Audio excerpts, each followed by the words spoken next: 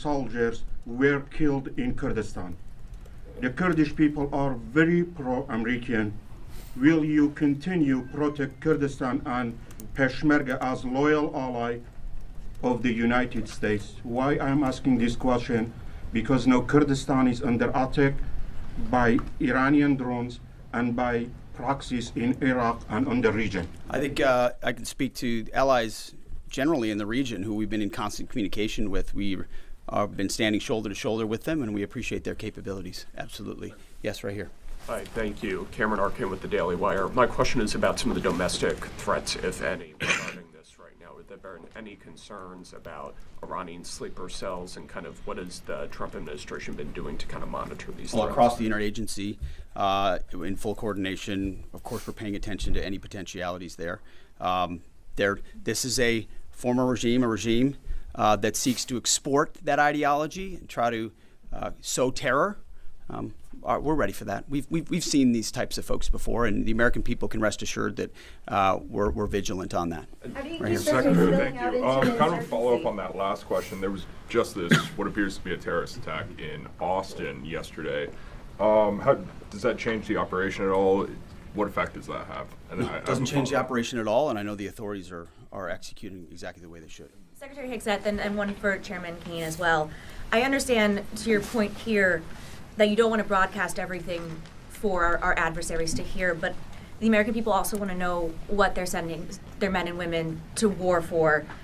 Is there a concern of this spiraling into a longer war? And then one for the chairman when you're done. Did you not hear my remarks? I mean, we're ensuring the mission gets accomplished, but we are very clear-eyed, as the president has been, unlike other presidents, about the foolish policies of the past that recklessly pulled us in to things that were not tethered to actual clear objectives. So we know, we have plans, we have generals, we have chairmen, we have commanders, CENTCOM commanders, Admiral Cooper, who's executing very deliberately to ensure outcomes that I laid out are accomplished. But we would never, in front of a press pool, lay out how long that may take. The mission for our warfighters, which is what matters to us, is very, very clear. And they're executing it right now violently. And just for the chairman quickly, I have one for the chairman. You said this is not a one-night operation. It will take time to achieve the goals. What would be the goal line here for you? I think the Secretary laid out the military objective. In Afghanistan, funded and armed by Iranian Quds Force and IRGC killers. My generation of veterans carry the names of brothers who never came home. Brothers butchered by Iranian-backed roadside bombs and well-armed militias, thousands of our own. We didn't start this war, but under President Trump, we are finishing it. Their war on Americans has become our retribution against their Ayatollah and his death cult. It took the 47th president, a fighter who always puts America first, to finally draw the line after 47 years of Iranian belligerence. He reminded the world, as he has time and time again, being an American means something unbreakable. If you kill Americans, if you threaten Americans anywhere on earth, we will hunt you down without apology and without hesitation, and we will kill you. President Trump has also been very consistent. Crazy regimes like Iran, hell-bent on prophetic Islamist delusions, cannot have nuclear weapons. It's common sense. Many have said it, but it takes guts to actually enforce it, and our president has guts. Iran's stubborn and self-evident nuclear pursuits, their targeting of global shipping lanes, and their swelling arsenal of ballistic missiles and killer drones are no longer tolerable risks. Iran was building powerful missiles and drones to create a conventional shield for their nuclear blackmail ambitions. Let me say that again. A conventional shield for their nuclear blackmail ambitions. Our bases, our people, our allies, all in their crosshairs. Iran had a conventional gun to our head as they tried to lie their way to a nuclear bomb. It almost worked under Obama and his terrible deal, but not under this president. Turns out the regime who chanted death to America and death to Israel was gifted death from America and death from Israel. This is not a so-called regime change war, but the regime sure did change, and the world is better off for it. Today, in their desperation, the enemy is unmasked, as Iranian missiles and drones rain down indiscriminately on the hotels, airports, apartments, and other civilian targets of their neighbors. Cowardly terrorist tactics from a regime that for decades has trafficked in cowardly terrorist tactics, lies, death, and destruction to this day. The Iranian leadership has built nothing except proxies and missiles and drones and deeply buried nuclear factories and facilities. Peaceful nuclear ambitions do not need to be buried underneath mountains. Last June, Operation Midnight Hammer obliterated their nuclear program to rubble. Afterward, we told them plainly, that's it, now make a deal. They arrogantly refused. We said, rebuild it, and we'll stop you again, this time far worse. Well, President Trump, Secretary Rubio, Steve Witkoff, Jared Kushner, they bent over backwards for real diplomacy, offering pathway after pathway to peace. I watched it. I was there. They tried over and over and over again earnest attempts at peace. The former regime had every chance to make a peaceful and sensible deal. But Tehran was not negotiating. They were stalling, buying time to reload their missile stockpiles and restart their nuclear ambitions. Their goal, hold us hostage, threatening to strike our forces. Well, President Trump doesn't play those games. And as Secretary Rubio said after the Maduro raid, if you don't know, now you know. President Trump puts America and Americans first. He doesn't hesitate, and neither do our troops. The mission of Operation Epic Fury is laser-focused. Destroy Iranian offensive missiles, destroy Iranian missile production, destroy their navy and other security infrastructure, and they will never have nuclear weapons. We're hitting them surgically, overwhelmingly, and unapologetically. With every passing day, our capabilities get stronger and Iran's get weaker. We set the terms of this war, from start to finish. Our ambitions are not utopian. They are realistic, scoped to our interests and the defense of our people and our allies. Speaking of people, we hope the Iranian people take advantage of this incredible opportunity. President Trump has been clear, now is your time. To Iranian security forces, choose wisely. President Trump has also been clear about your fate in either direction. To the media outlets and political left screaming endless wars, stop. This is not Iraq. This is not endless. I was there for both. Our generation knows better, and so does this president. He called the last 20 years of nation-building wars dumb, and he's right. This is the opposite. This operation is a clear, devastating, decisive mission. Destroy the missile threat, destroy the Navy, no nukes. Israel has clear missions as well, for which we are grateful. Capable partners, as we've said since the beginning, capable partners are good partners. Unlike so many of our traditional allies who wring their hands and clutch their pearls, hemming and hawing about the use of force. America, regardless of what so-called international institutions say, is unleashing the most lethal and precise air power campaign in history. B-2s, fighters, drones, missiles, and of course, classified effects. All on our terms, with maximum authorities. No stupid rules of engagement, no nation-building quagmire, no democracy-building exercise, no politically correct wars. We fight to win, and we don't waste time or lives. As the president warned, an effort of this scope will include casualties. War is hell, and always will be. A grateful nation honors the 4 Americans we have lost thus far and those injured. The absolute best of America. May we prosecute the remainder of this operation in a manner that honors them. No apologies, no hesitation, epic fury for them and the thousands of Americans before them taken too soon by Iranian radicals.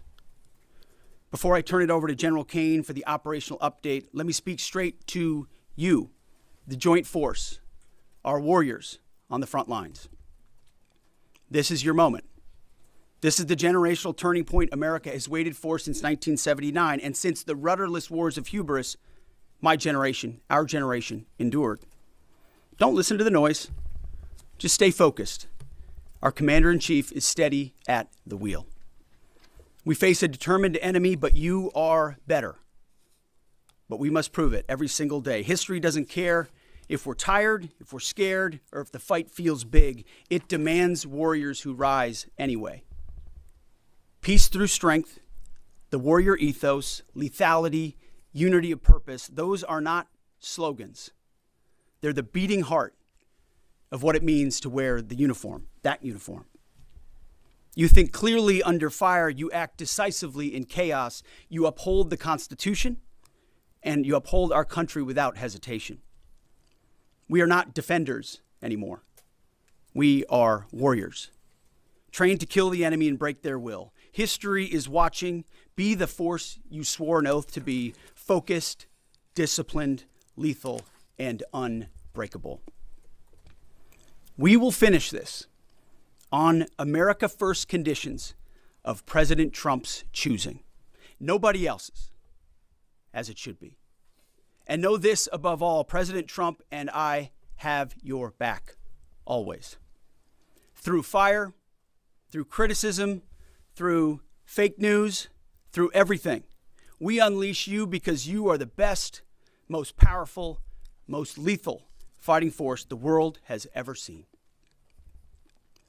May Almighty God watch over you and his providential arms of protection extend over you.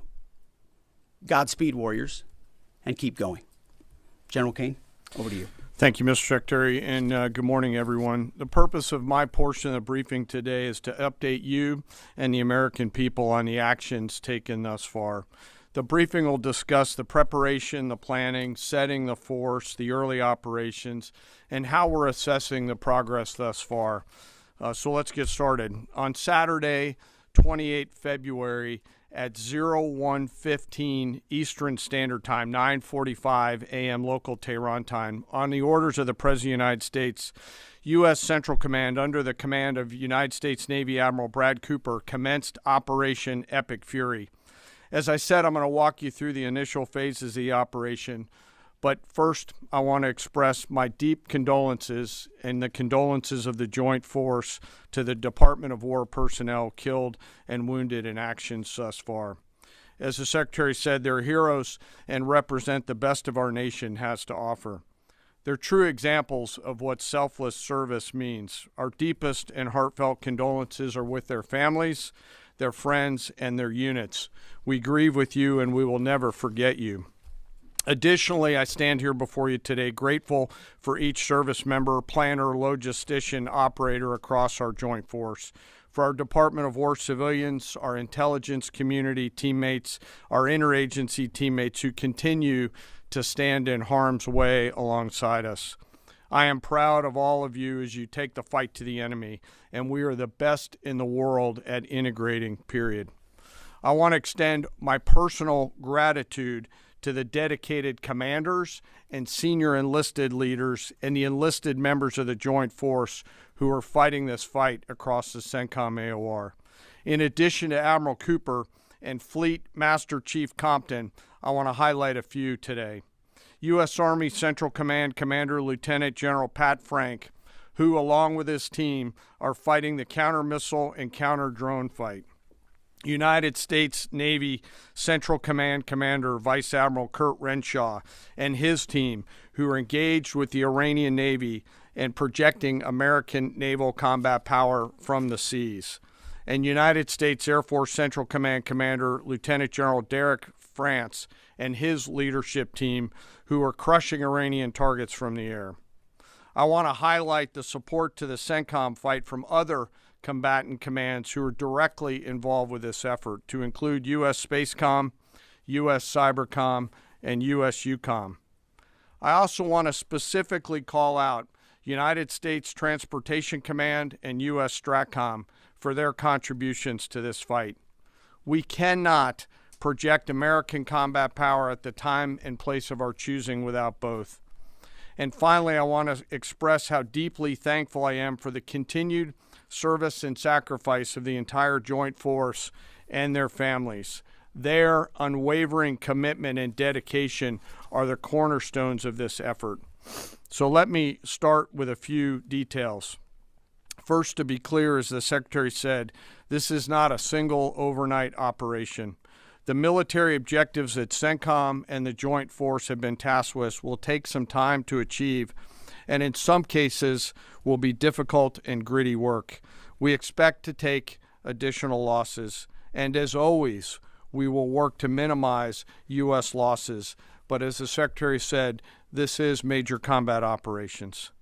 So let me talk about the preparation and the planning. On February 28th, the full strength of America's armed forces came together in a unified purpose against a capable and determined adversary. The United States Army, Navy, Marine Corps, Air Force, Space Force, Coast Guard, and our reserve components integrated across our combatant commands and began coordinated operations with the Israeli armed forces of an unprecedented scale. As the Secretary laid out, our military objectives are clear. Our mission is to protect and defend ourselves and, together with our regional partners, prevent Iran from the ability to project power outside of its borders, and be ready for follow-on actions as appropriate. Across every domain, land, air, sea, cyber, the U.S. Joint Force delivered synchronized and layered effects designed to disrupt, degrade, deny, and destroy Iran's ability to conduct and sustain combat operations. On the U.S. side, this marked the culmination of months and in some cases years of deliberate planning and refinement against this particular target set. From precision strikes against key military infrastructure to persistent intelligence and targeting integration to the close coordination of the components across vast distances, this operation again demonstrated America's reach, readiness, and professionalism, and that of our joint united force. It was historic not only in the operational scope, but in the level of joint integration displayed across every element of the joint force. And as I said earlier, this work is just beginning and will continue. So now to talk a little bit about setting the force and setting the theater. On the order of the Secretary of War over the last 30 days to reinforce deterrence and provide the President with credible options should action be required, the Joint Force began to systematically reposition assets and personnel across the region. These movements ensured that U.S. forces remained postured, protected, and ready to respond decisively for any emerging threat. This deployment included thousands of service members from all branches, hundreds of advanced 4th and 5th generation fighters, dozens of refueling tankers, the Lincoln and Ford Carrier Strike Group and their embarked air wings, sustained flow of munitions, fuel, supplies, all supported with command and control, intelligence, surveillance, and reconnaissance network. And the flow of forces continues today. In fact, Admiral Cooper will receive additional forces even today. This rapid buildup of forces demonstrated the Joint Forces' ability to adapt and project power at the time and place of our nation's choosing. I want to highlight a couple specific cases for you. The Gerald R. Ford Carrier Strike Group, which many of you know was down in the Western Hemisphere, redeployed across the Atlantic to set the theater.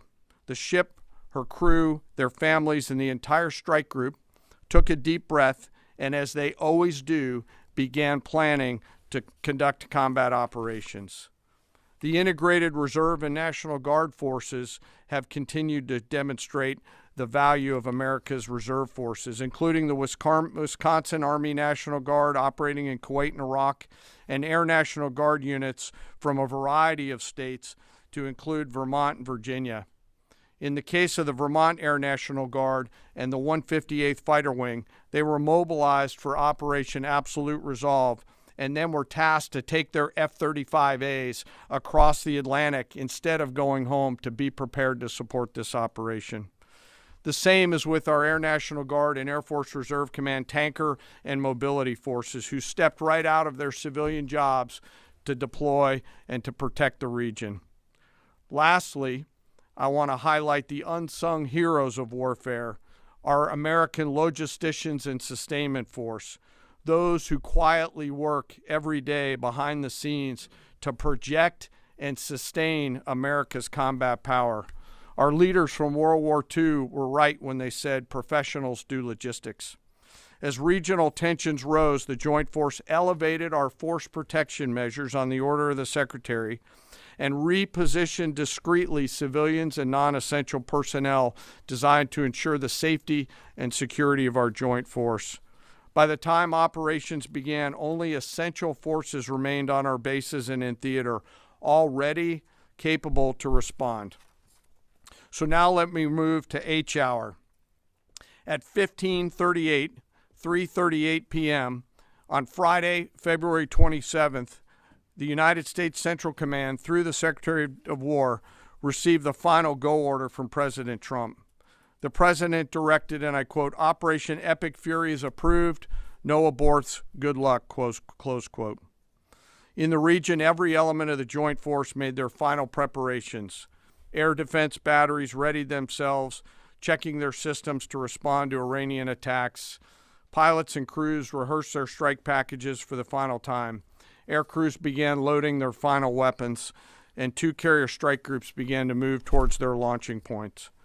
Across the globe, our operations centers came alive in Tampa, Florida, here at the Pentagon, and of course forward in the Central Command AOR. As always, operational security was paramount as we sought to maintain and sustain the element of surprise. This operation was highly classified so that at H hour, the enemy would see one thing: speed, surprise, and violence of action. The first movers were U.S. Cybercom and U.S. Spacecom, layering non-kinetic effects, disrupting and degrading and blinding Iran's ability to see, communicate, and respond. At H hour, the beginning of major combat operations, 01:15 local Eastern Daylight Time, 9:45 local AM Tehran time, as dawn crept up across the Central Command AOR, the skies surged to life. More than 100 aircraft launched from land, sea, fighters, tankers, airborne early warning, electronic attack, bombers from the States, and unmanned platforms, forming a single synchronized wave. This was a daylight strike based on a trigger event conducted by the Israeli Defense Forces, enabled by the U.S. intelligence community. The first shooters at sea were Tomahawks unleashed by the United States Navy, closed in on Iranian naval forces, and began to conduct strikes across the southern flank in Iran. On the ground, forces fired precision standoff weapons, measured, deliberate, precise, and lethal. This was a massive, overwhelming attack across all domains of warfare, striking more than 1,000 targets in the first 24 hours. We are now roughly 57 hours into the operation. In the initial phase, CENTCOM's focus was systematic targeting of Iranians' command and control infrastructure, naval forces, ballistic missile sites, and intelligence infrastructure designed to daze and confuse them. Coordinated space and cyber operations effectively disrupted communications and sensor networks across the area of responsibility, leaving the adversary without the ability to see, coordinate, or respond effectively. The combined impact of these strikes, swift, precise, and overwhelming, has resulted in the establishment of local air superiority. This air superiority will not only enhance the protection of our forces, but also allow them to continue the work over Iran. Over the course of the last 2 days, the Joint Force has launched hundreds of missions from land and sea and delivered tens of thousands of pieces of ordnance. The effort continues to scale. This included American B-2 bombers, which again, similar to Midnight Hammer, flew a 37-hour round-trip sortie from the continental United States, dropping precision, penetrating munitions on Iranian underground facilities across the southern flank and slightly deeper. Additionally, Israel has separately executed hundreds of sorties against hundreds of targets. Beyond Air Force and Navy aircraft strike packages, coordinated salvos of precision standoff weapons from across the region have neutralized hundreds of pre-planned targets. As I mentioned earlier, in support of these kinetic operations, U.S. Cybercom and Spacecom have continuously layered effects to disrupt, disorient, and confuse the enemy. I will note that this operation had several combat firsts, which I'll allow at some point in the future Admiral Cooper to talk about since he owns the AOR. While we've prosecuted a relentless offensive campaign, our defense has been equally important. Across the theater, operations have remained steady and disciplined. Once again, our integrated air and missile defense network is performing exactly as it's intended. U.S. Patriot and THAAD batteries, along with ballistic missile defense-capable Navy destroyers, continue to coordinate and execute intercepts with precision and consistency. I wish that every American could hear the voice communications like I have as these joint operations centers remain calm, focused, and cool while executing under fire over and over again. Collectively, these systems have intercepted hundreds of ballistic missiles targeting U.S. forces, our partners, and regional stability. The threat from one-way attack UAVs has remained persistent. Our systems have proven effective in countering these platforms, engaging targets rapidly. Each intercept represents hundreds of hours of training, readiness, and technology all coming together to work as designed. We will remain vigilant in the counter-UAV fight. And the defense of the region is not ours alone. As the threat grew, our partners surged in beside us.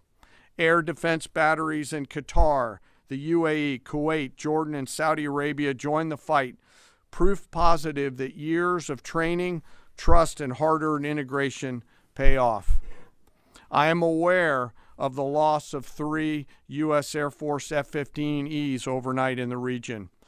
I am grateful for the safety of the crews, and we know that this was not from hostile enemy fire. As this matter's under investigation, I'll not comment further on this. Let me close. Operations will remain active across the theater and across the globe. The U.S. forces are postured not only to maintain pressure, but to respond and adapt as required. Operation Epic Fury stands as a reminder of what the United States military uniquely delivers: the ability to project power on a global scale with speed, surprise, precision, and overwhelming force when and where our nation requires it. What we've demonstrated over the past several days reflects years of investment in readiness, joint integration, and professionalism of the Joint Force. As major combat operations continue across CENTCOM, we remain engaged globally. America's Joint Force retains the credibility, capacity, and flexibility to respond to any contingency anywhere in the world at any time. To those who would test our resolve or threaten the United States, our allies, or our interests, understand clearly we can reach you, we can sustain the fight, and we can scale the fight, and we will prevail. To the American people, your Joint Force remains steady, frosty, calm, and focused. Your service members are trained, disciplined, and determined. We understand the risks of this mission and the weight of the responsibility that we carry. We also recognize that our families also shoulder the burden at home. You are a part of this too. I am proud today, as I am every day, to stand as a member of America's Joint Force. There is no mission too complex, no distance too great, and no adversary too determined for the men and women who wear our nation's uniform. We mourn our fallen, we honor their families, and we continue our mission with focus, unity, and strength. And now I'm happy to take any questions. Thank you, Mr. Chairman. Right here. Go ahead. Thank you for your time. What percentage of Iranian long strike capabilities are still in the fight, and what is our exit strategy here, and when will it be deployed? Well, they have long-range strike capabilities, which we are hyper-focused on. The brief we got just this morning, Admiral Cooper knows exactly and precisely what kind of threat matrix he's looking at, the way they might change their techniques and how we adapt to that.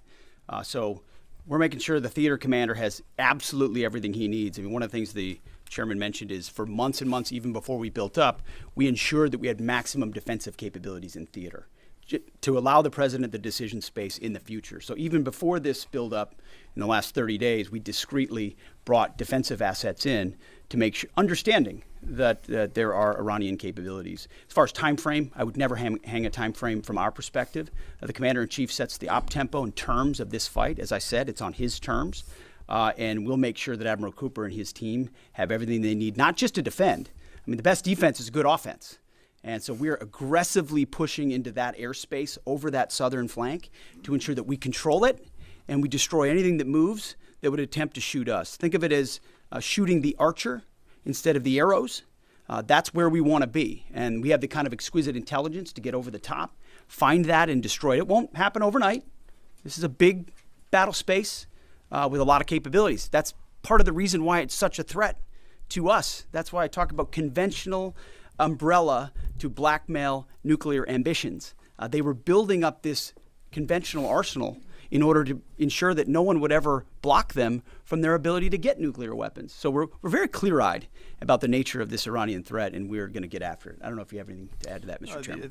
Thank you for the question. The only thing I'll add is that unlike an operation, a single operation like Midnight Hammer or Absolute Resolve,